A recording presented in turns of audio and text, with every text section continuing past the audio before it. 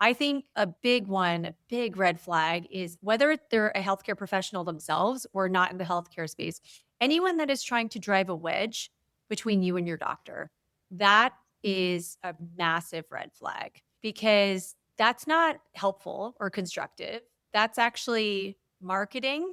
And I think it's marketing in the worst form because it's a lot of times it's fear-based, right? Yeah, of course we should be educating people and not every healthcare experience is going to be ideal and perfect. That's the number one rebuttal that I get. I did a post recently that was calling out some wellness influencer that was spreading misinformation about IVF and it was very harmful, the narrative. Welcome to my fertility podcast, Superhumans. A space for honest conversations, expert insights, and stories of resilience. Whether you're just getting started on your fertility journey, facing challenges, or looking to educate yourself, you are in the right place. We are Dr. Mavis Garcia and Dr. Wise, fertility specialists at Markham Fertility Center located in Markham, Ontario, Canada. Think of us as your biggest cheerleaders. Let's demystify the world of fertility together. Welcome back to another episode of My Fertility Podcast. Today, we're very excited to introduce our guest, Dr. Lucky Sekhon. She is a board-certified OBGYN, reproductive endocrinologist, and infertility specialist. She's the author of the National Bestselling fertility guidebook, The Lucky Egg. Dr. Lucky is widely recognized for her expertise in all things of reproductive medicine.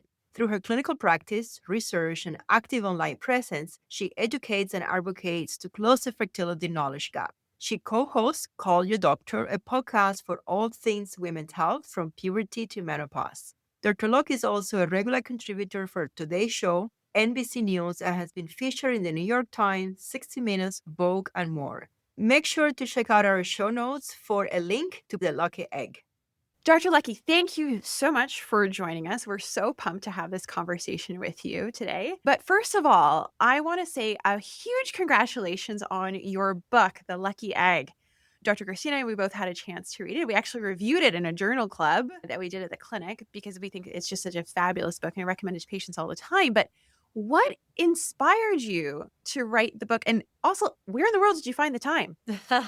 Well, first of all, thank you for having me. I think your listeners should know that I am a fellow Canadian, born and raised in Brampton, Ontario, which, your listeners will actually know where that is, but grew up on the East Coast. And now I'm based in New York and I work at a busy clinical practice. And I have seen a lot of patients now in my career. And honestly, from the very early stages, I grew very frustrated with how much misinformation there was and how it was just creating all this noise and veering people off of the path that was actually going to help them. And I just felt that it was adding to the confusion and stress and anxiety in people's fertility journeys, which there's already plenty of all of that. And so that's really what compelled me to start making content online. And it definitely wasn't naturally my inclination. Like if you told me as a med student that this is what I would be doing as an actual attending, I would laugh because I actually thought it was very unprofessional and I was not into it, believe it or not. And it was because of the pandemic. So many of us were stuck at home. I was pregnant during the pandemic and it was a very scary time. And I just felt very guilty for not being, of help on the front lines and being able to really contribute. And so my way of contributing, I had a high risk pregnancy and I have lung issues. So I stayed at home for like a good chunk of that pregnancy. And that's when I learned how to use Instagram and I started posting and trying to give people information.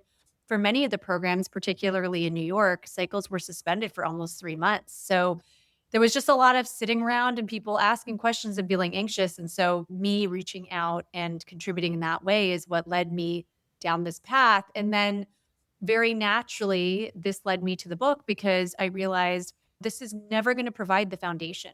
It's always going to give little snapshots of information to people. And so what is a cohesive way where I can create a resource that feels like a fertility Bible and people can look in the index and really start with the basics and get more complex as they go along?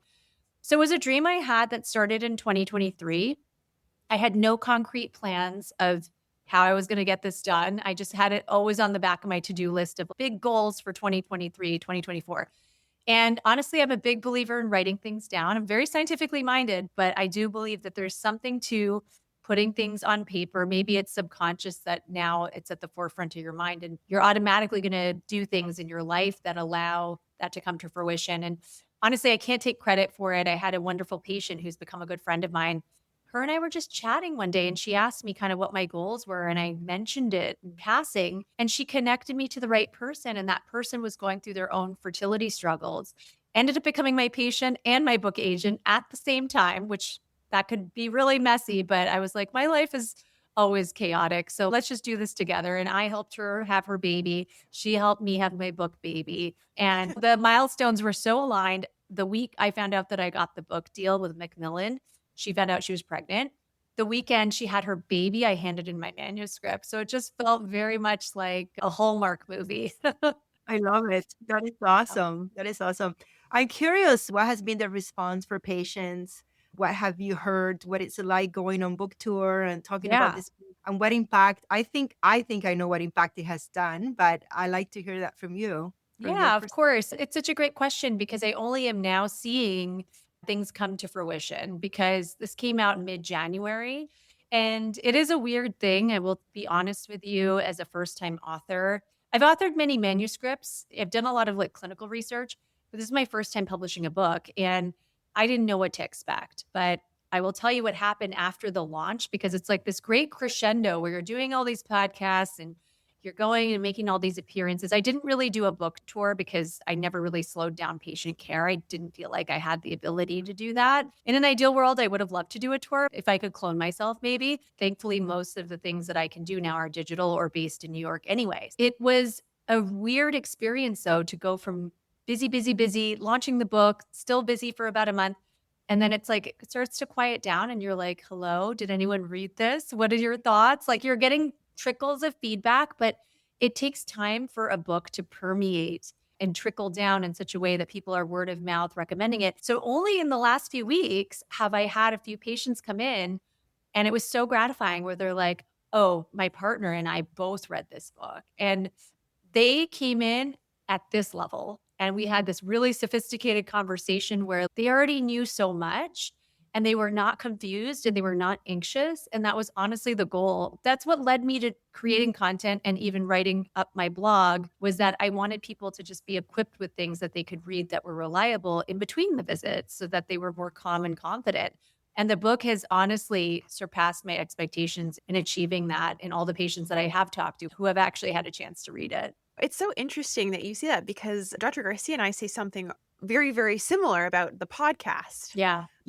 Same concept, different format, of course. Yes. But this idea of wanting patients to come into the clinic to be informed, to be able to know about this treatment and that treatment and all of this, so you're able to jump into these great high-level conversations. We know exactly what you mean. It's so wonderful to be able to have that resource. And you're right. Dr. Garcia was doing stuff on Instagram. We did stuff on Instagram before, but those short format videos, like it's really hard. And there's so many nuances in the world of fertility, right? Yeah. And not everyone's reading the caption or watching the whole video. That's probably one of my pet peeves as a creator is like when I've gone to such lengths to explain it all, and then someone will ask a question in the comments and I'm like, just watch the video or read the caption, because like I really try to provide as much detail as you can. But as you know, from being fellow creators, you're capped at 3 minutes or the algorithm won't share it with the world and you have a certain character count. So there's only so much, and so much of what we're talking about with our patients is so much more complex than that. And the goal for me as a creator isn't to get as many eyeballs on my post. I mean, it's always nice because then you feel like you're not screaming into the void, you're actually reaching people.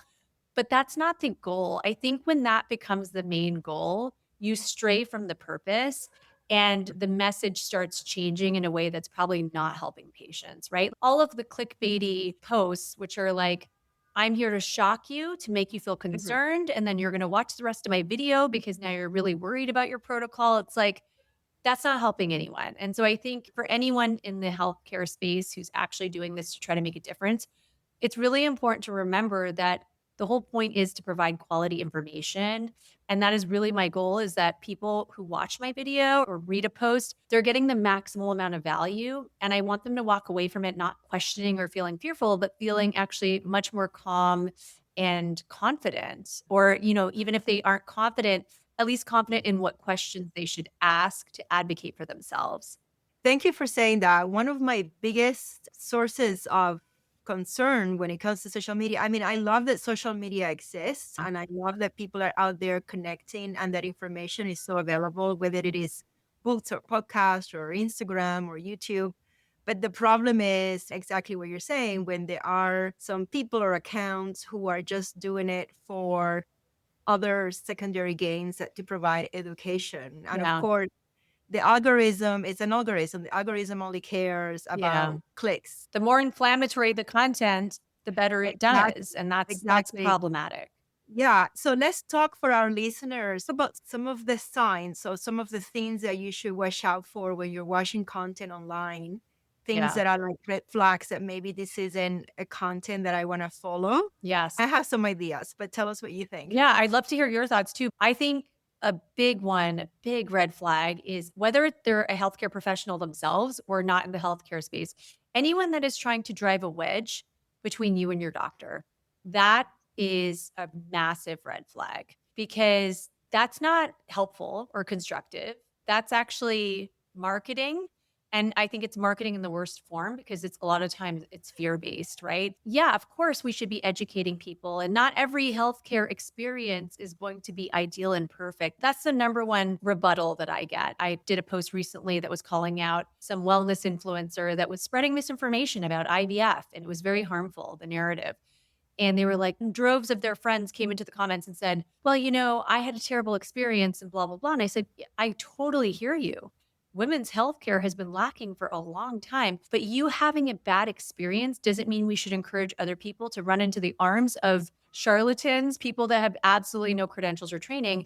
And I think when we think about healthcare workers, we have to be held to a higher standard, and we should hold each other to a higher standard. And if I truly believe there are harmful recommendations being made, or there are things that people should look out for, I can deliver that message in a way that doesn't automatically make every person watching the video question whether they're at the right clinic or with the right doctor.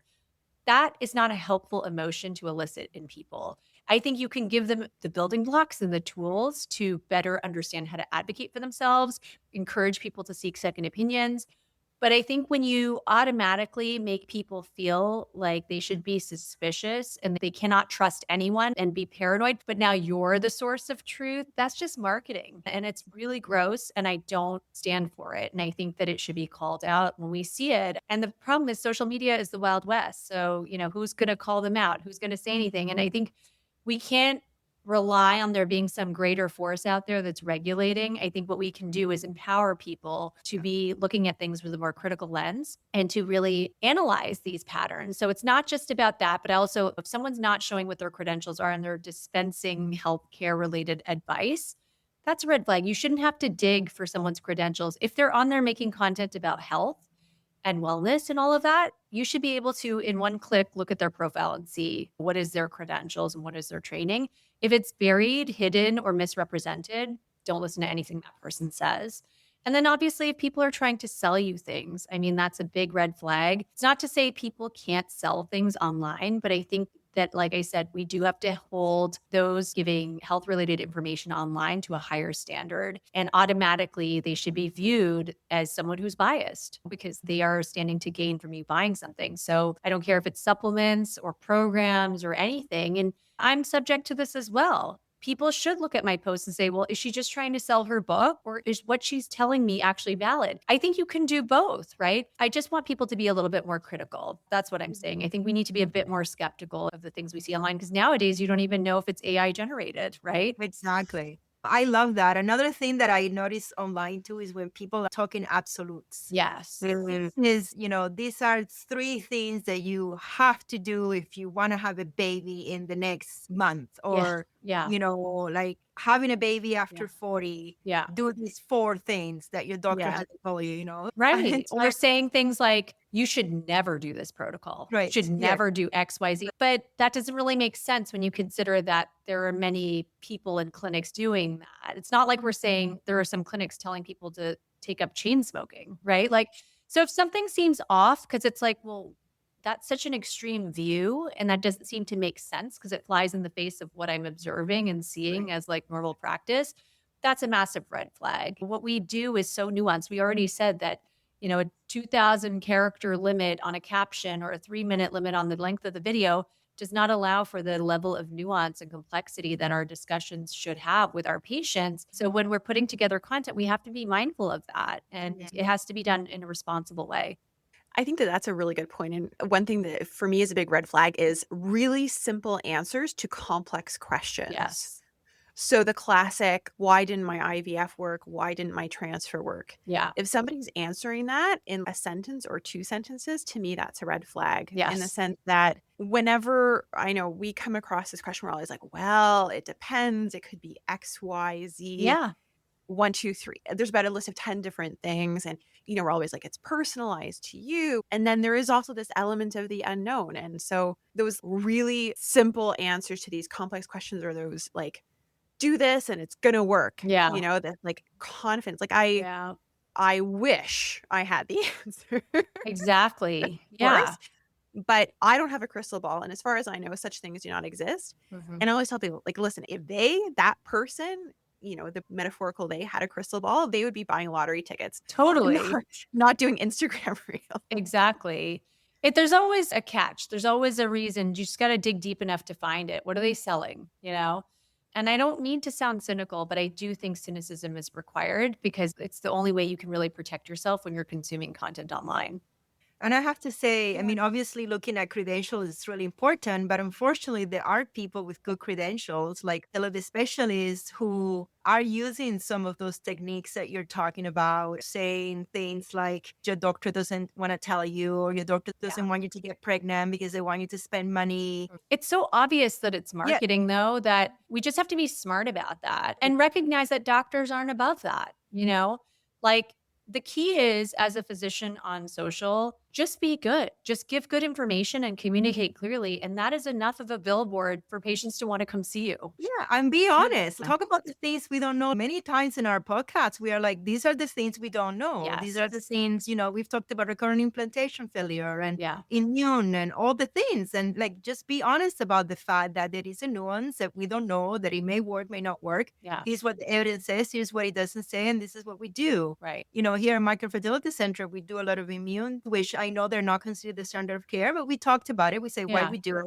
We're not going out saying, oh, your doctor doesn't want you to get pregnant because they didn't do your immune stuff, right? Or if you don't immune, you'll never get pregnant. Yeah. So it's upsetting to see so much of that happening because ultimately our patients, as you know, they're vulnerable. This is such a stressful journey. And unfortunately, sometimes science just doesn't have the answers. Right. And when the preferred RCT is not there for answers and people are having failed IUIs or failed IBS or failed embryology with euploids, they're looking for an answer. They want somebody to tell them, this is what your doctor did wrong, which means there is a right way of doing it, but it's going to lead to pregnancy. That's something that people want to hear when they're struggling. Mm-hmm. And anybody who's selling you the story is telling you a story. Yeah. There's a desperation and a lack of control that leads to this human nature need. You want someone to tell you what to do.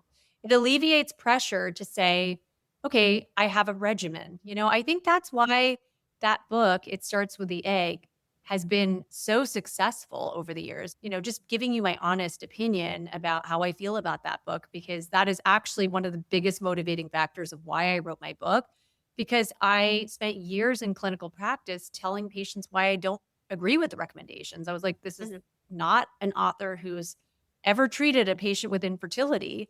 This is based on her PubMed research. There's a lot of bias in the data that's been talked about in mainstream media that has poked holes in this. And I think it's led to a lot of magical thinking and people feeling like they need to delay their treatment by 3 months and they have to do all of these things. They shouldn't touch receipts. Like, it's made them afraid of living their lives and feeling like, the underlying message whenever you tell someone, hey, there's this specific formula, and if you're not following it, you're the reason behind your miscarriage, or you're the reason why you're not getting pregnant. And if you do all of the things I'm telling you to do, then it'll all be okay. The underlying message is that this is your fault. Right. And that's an unintended consequence of this type of magical thinking. And I honestly never set out to write a book, but I did it because I was like, it can't be 2025 and we don't have a better resource than this. It's actually written by an expert that's seen and treated various forms of infertility and actually has the ability. All of us know in this conversation that in medical school, in residency training, and in fellowship, we learned to critically analyze the data and actually understand that an abstract that shows this supplement improved egg quality. It's like, you got to read between the lines. Anyone can write anything, and it's easy to publish any paper too. And so you really have to be able to vet the research. And I think relying on experts that understand biostats and understand how to critically analyze, are doing journal clubs, like they're actually using this part of their brain and this is part of their expertise, that's really key. And so along those lines, how do you address those areas of the unknown in the world of fertility? Like when you're actually talking to patients clinically, if you have a patient and, for instance, recurrent implantation failure Yeah. or recurrent pregnancy loss, I personally find it always very difficult to try and navigate and to try and Yeah. portray this idea of, we know this much information. There's a lot we don't know. But then there's this in between of stuff that maybe potentially we could try, Yes. depending on the risks, costs, both financial, Yeah. emotional, time, and all of that stuff.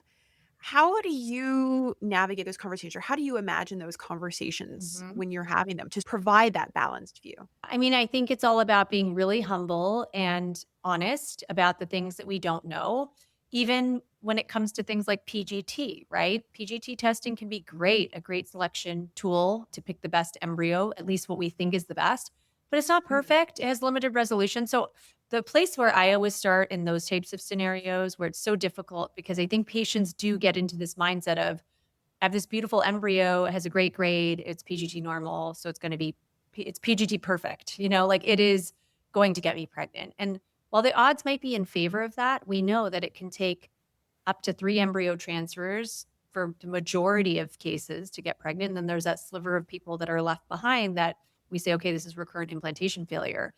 And I always kind of talk about the different possibilities. I'm like, listen, there could be some inherent embryo quality issue, even though we think the embryo looks good, right? And that doesn't guarantee 100% success.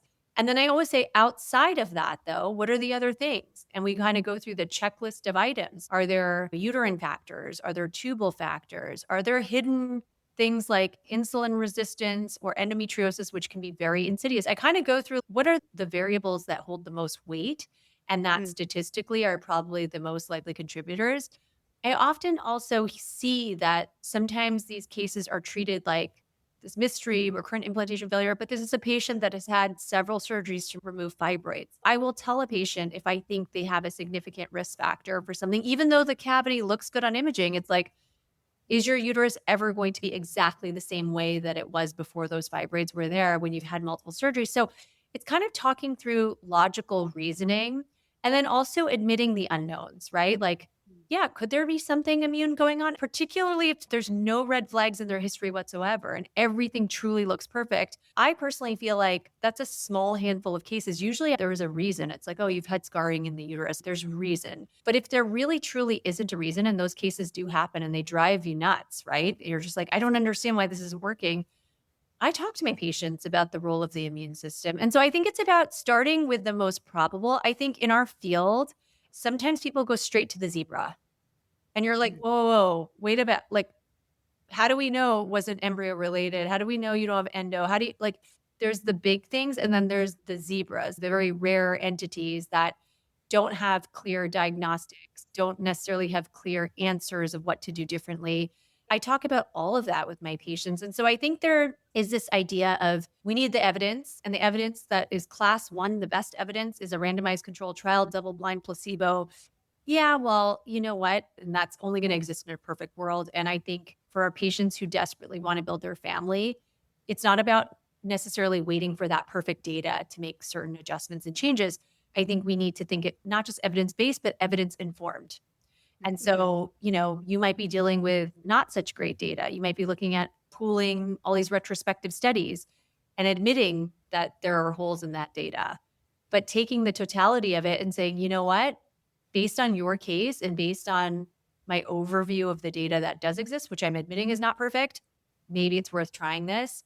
And I think you have to think about the risk benefit calculus. And if it's like, this probably isn't going to cause harm, and if it could help, and it's not going to counteract our efforts. I think about the ERA tests, right? Right. There is some data to suggest maybe we're actually making changes in the duration of progesterone in the lead up to transfer that's actually not beneficial and maybe harmful to the overall outcome. So I think it's about doing no harm and really focusing on the high yield things, but admitting that there's this vast unknown gray area and being willing to think outside the box. I went through a fertility journey myself, working here as a fertility doctor. So I had like 8 retrievals and many transfers, and eventually do have 2 beautiful children. But I think having been through that, I remember Googling things at 2 in the morning, even as a fertility doctor, like maybe there's a supplement that's not standard, and it help me, but no. So I completely understand that feeling of there has to be an answer out there for this problem. And I think one of the things that I talk to patients about is just like you. I tell them all the things, and then I actually says, sometimes you just have to let go of the control. Yeah. And the analogy that I use is you can throw a dart out, and sometimes it's gonna fail because your arm is tired. Another time is your eyes are blurry. Another time it's, whatever. Like it's never one thing. Everybody thinks that there is one explanation as to why 5 miscarriages happen. Right. One single reason as to why 3 employees didn't take, plus the 5 miscarriages. Yeah. Every embryo, it's a different embryo, a different set of genetics, in a different part of the uterus, in a different cycle. When it comes to all of this, a lot of it is just, doesn't mean that we're going to keep doing the same thing without changing something. We always try to change something. But at the end of the day, it's a little bit of trial and error, unfortunately. Like I tell my patients, I did 8 transfers to have 2 kids. If I had an answer, I would have done 2 transfers and had 2 children, not 8. And sometimes over a long-term relationship with the patients, I love it when patients get to the point that it's like, I'm at peace. No, I know I have no control over this. Let's just do the next transfer. I know it's not easy to get there. It took me years to get there when I'm a patient. And sometimes it takes years for my patients to get there as well. So I totally get it. But at the end of the day, there is, as much as we are scientists and physicians, there is still a bit of miracle work in here, a bit of the universe sort of lending us a hand to make these things happen. I completely agree. And I think going back to the red flags conversation, if you hear a medical professional that doesn't leave room for that unknown, that's a red flag, because no area of medicine, and definitely not fertility medicine, is there always an answer. And if someone is speaking with such hubris and so sure that there's always an answer and that's what it is, it's like they're probably going to be overconfident and miss the small little details of other things and other possibilities. I think it's human nature to equate confidence with competence, but that's not always the case. Sometimes I think humility can go a long way. And I think the area of women's health, there's just so many things that are broken. And if we hope to repair that relationship and trust that our patients have in the medical system when it comes to adequately acknowledging and treating women's pain, making sure that we're not being paternalistic, we're really giving patients autonomy and presenting them with all the options, not just the narrow scope of ones that we prefer to present them with. I think we have to leave room for the unknown and admit the things that we don't know if we want patients to trust us. And it's not going to make us seem less competent. It's actually going to make us more approachable and more trustworthy. And it's going to be the thing that actually repairs the relationship, because that's what's driving people online to do all of these crazy things and to put themselves in harm's way, is that there's a lot of trust issues now with doctors and medicine as a whole. That is part of the scientific process. The science changes, like research changes. I remember the other day I saw an influencer online saying, well, doctors told you that you shouldn't do HRT. Now they're telling you should do HRT. Doesn't that mean they don't know what they're talking about? It's like, no. There were studies that say one thing, then we kept digging and then more studies. And then we find an answer, and now we refine the information and we refine our guidelines and our recommendations, because that's the whole point of being a scientist, that you always keep an open mind. That change your recommendations based on new evidence and new data. Interesting that this influencer was using the scientific method against us. Against us. I have to say, I love the title of the book as well, even. Thank you. I mean, you mentioned, the book, it starts with the egg. The concept is the lucky egg. I think really, really ties into this idea that there is sometimes a little bit of an element of luck. Which honestly, I hate saying it sometimes out loud. And I know that I've had patients say to me that they don't even like hearing that. But it is absolutely true in the sense that there is so much unknown that sometimes it does feel like it does take that little element of luck or that element of something else, that unknown, and we call it luck, I guess. It's not a meritocracy, is it? That's the point. Oh my God. Absolutely not. Yeah. you know? Which is interesting because I think millennial women, especially, we have spent so much time being told that if you work hard enough, you will achieve Mhm. all the things and you can have it all and all that stuff. And Yeah. I talk about this with patients all the time. It's not a meritocracy either on the clinician side and on the patient side. Absolutely. And one of the other pet peeves, while I'm airing all my grievances on your podcast, is when I've heard other fertility doctors say, fertility isn't just luck. And it's like, it's not an all or nothing black or white game. You have to, if you're a scientifically minded person, look at the picture globally and say, of course, there are things that we can do to be conducive to this process going well, and we can set ourselves up for success. But at the end of the day, if you're telling me that this formula you're following of supplements and do this, do that is going to guarantee that you can ovulate a healthy egg, what medical school did you go to? It's just not reality. You know, the reality is we've all had patients where they've had recurrent implantation failure or really difficult cases, even maybe moved on to surrogacy and that didn't work. And then lo and behold, they weren't even trying and they got pregnant. I'm not saying that that is the answer to rely on that luck, but it's to say we don't know everything there is to know about this really random process. And while we know stats and we understand how age is a factor and all the tests that we should be running, we have to leave the door open for patients to be hopeful that there's more than one way to get there and also admit the things that we don't know. Hell, we don't even have a test for egg quality. So how can you say, well, if you do this and you follow this formula, it's not up to luck. It's that you did the right thing. It's like, do you have a way to measure that you improved someone's egg quality with your recommendations? It's just really frustrating. And I do think, you know, while people think that the title of the book is just a play on my name, it's actually to say that we need to admit there's a lot that we don't know. And you put your best foot forward, just like anything in life. You put your best foot forward, you control the things you can control. But at the end of the day, there's going to be a series of events that you have zero control over that have to line up perfectly. And you can be ready for your moment when it comes and have a more optimal health status going into pregnancy. And maybe that will also help make it more likely that that happens. But you can't say that it's such a one-to-one relationship. And I love that you said, as millennial women, we are wired to think that you put in effort and you get effort out. We have these conversations with women openly and vulnerably all the time. And I also think we need to give ourselves a massive pat on the back as millennials because we're the first generation that has ever had to contend with balancing our biological clock to this degree. Our moms and our grandmothers, they were having kids at much earlier ages, and the messaging was very different. And we have been fed this narrative of we got to go out and achieve and compete. But no one really gave us formal education and guidance and support. And it was kind of a hodgepodge of, okay, hopefully you have a great OBGYN that talks about it with you, or maybe, you know, well-meaning friends or family members that will educate you. But you kind of have to just come across this information and make good decisions of your own volition. We got way more education about not getting pregnant. Correct. So that we would stay in school for like a million years. Yeah. And now France is sending a letter to all the 29-year-old men and women in the country to be like, hey, FYI, this is the biological clock. This is what you need to know. And that was a controversial thing. Some people hated it. Some people loved it. I personally loved it because at least it's somewhat of a start towards a solution. Right. I think what we're doing in this country is crazy. We're so fixated on population dynamics and that we have this aging population and not enough people to replace them. And we're trying to tell people we need more babies, but there's very little education and very little support around it unless you have a job with great benefits. Yes, that is a whole other kettle of fish in terms of maternity leave Yes. benefits and all of that. Exactly. That I'm sure we could go on and on and on about. Here in Canada, we get letters about our HPV screening. Like, hey, your HPV 3 years ago, you should do it again, your pap smears. So I totally think that we should get letters about reproduction and the optimal ages and things like that and the options. And it doesn't mean, I mean, you can read the letter and be like, no, it doesn't pertain to me. And that's great.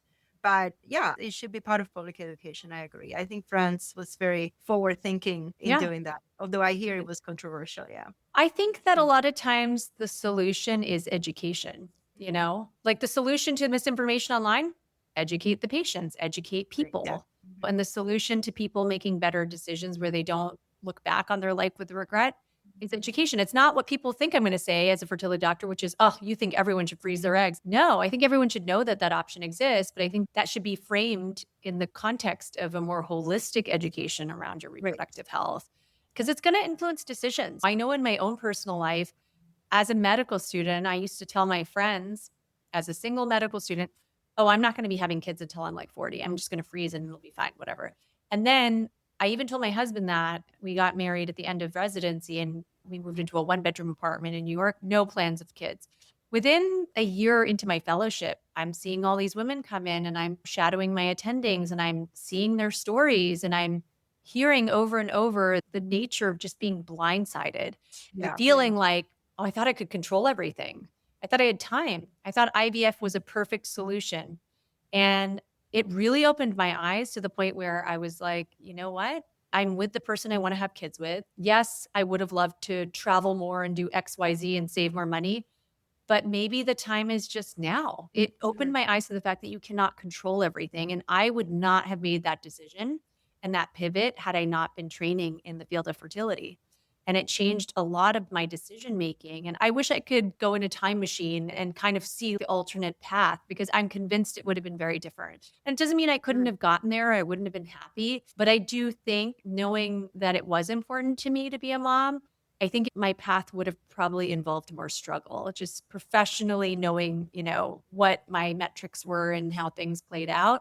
I know that having knowledge changed my life and helped me make better decisions. That's what I want for my patients. But it's interesting, though, that you had to go all the way to being a fellow to be able to get that information. Yeah. And, it just goes to show you how rare it is and how hard it is to come by, even if you are in med school. So again, this kind of goes back to the idea that just because somebody is a doctor, it doesn't mean that they know about everything in medicine.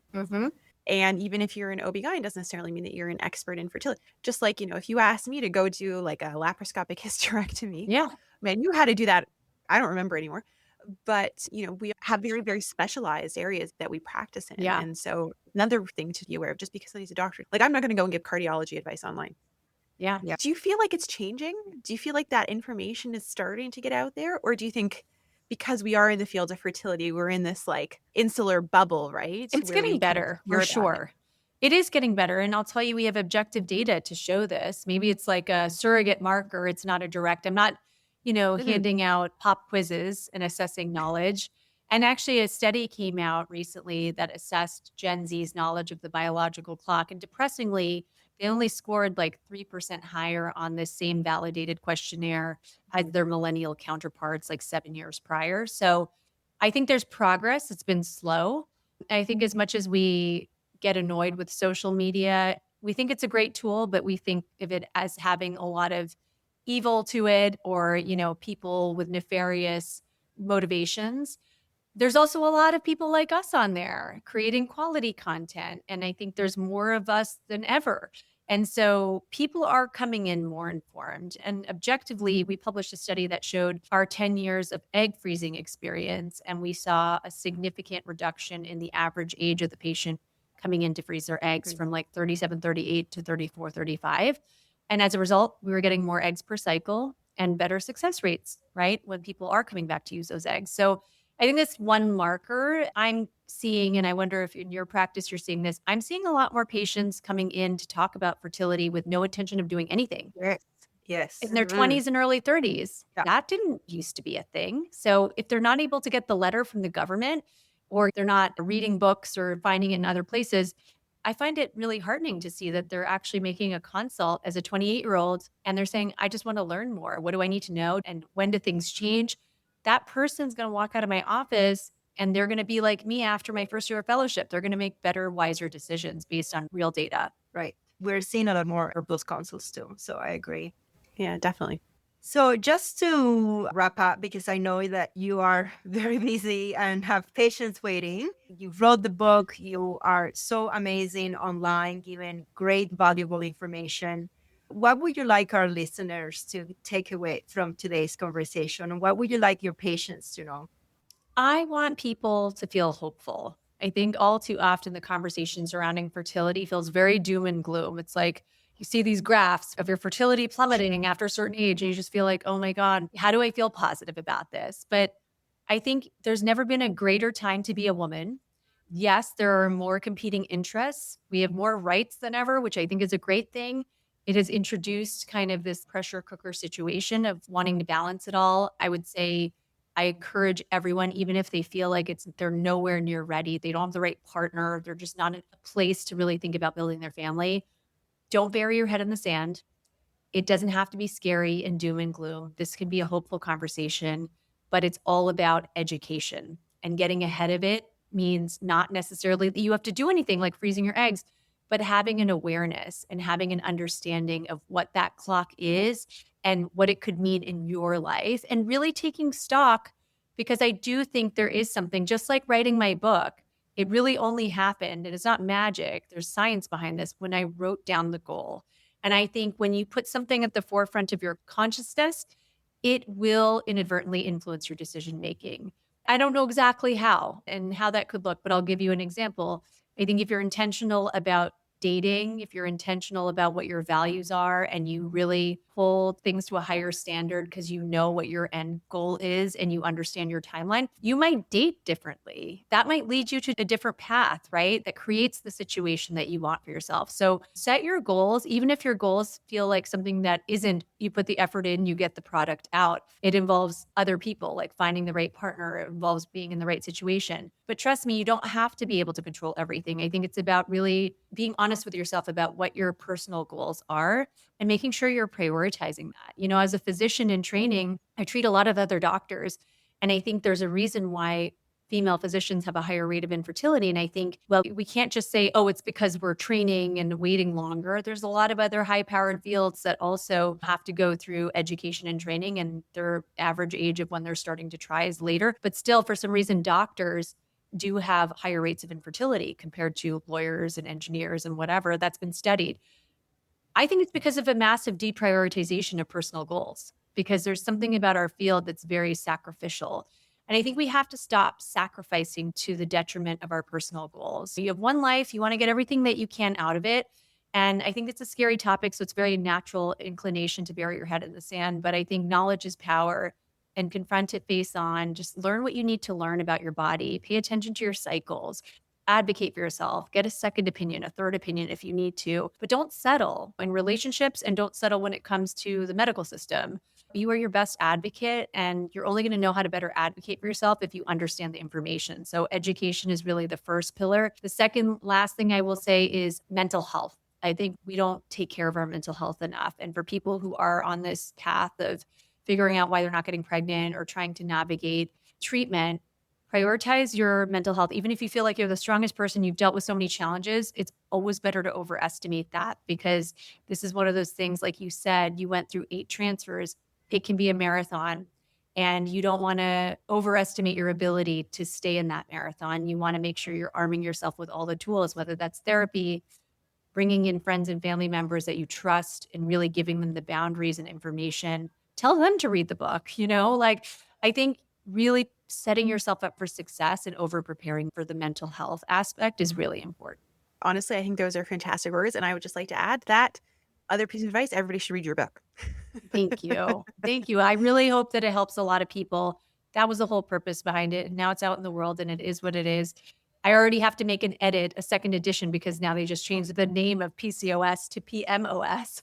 Right. Oh my God. Can I tell you how incredibly happy I was to see that? Me too. Me too. I think it's a great thing. And yeah, it makes me feel positive. We have reasons to be positive and hopeful. Honestly, thank you so much for joining us. It has been a fabulous conversation. I look forward to seeing your second edition of the book and, of course, any future reels that you put out, because honestly, I can't say enough great things about the information that you're putting out there. Thank you so much. Yes. Oh my gosh. And I just want to say, I love speaking to fellow Canadians. It feels like I'm at home when I speak to them. Honestly, I was going to say, when you do come home, you have to come and visit. I know. Yeah. I know. Now my parents live in Belleville. They're between Belleville and Brampton. And then my husband's from Brantford. So like we're like Southern Ontario through and through. Oh, yeah. But I have to say, I've really enjoyed this conversation. It is so delightful and just wonderful and inspiring that we're in different places, but we're all kind of saying the same thing, and we're all fighting the good fight. And that's a wrap for today, Superhumans. If you're looking to connect, get social with us.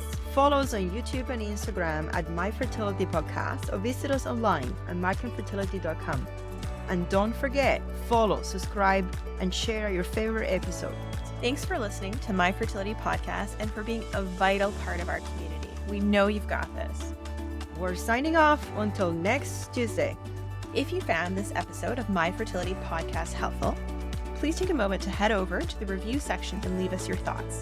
Your reviews and comments are incredibly valuable to us and help guide future episodes. We also welcome you to direct your questions to info@myfertilitypodcast.com. My Fertility Podcast is produced by Rabbit Media Inc. in conjunction with Dr. Garcia and Dr. Weiss. Music, Island Memories, instrumental by Descript stock music. My Fertility Podcast is not intended to replace any type or variation thereof professional medical, health, or legal advice, nor should the content be taken as medical advice. Please contact your primary healthcare professional regarding any medical questions you may have. The information presented in this podcast is based on the knowledge and understanding of the host at the time of recording. Medical knowledge is constantly evolving, and new research may change the understanding of health-related topics. While we strive to provide accurate and up-to-date information, we do not guarantee the completeness, accuracy, or timeliness of the content. The views expressed in this podcast by guests are not those of the host or the management. This podcast is not intended to impose any type of discrimination. My Fertility Podcast and its management are not responsible for any losses, damages, or liabilities that may arise from the use of this podcast.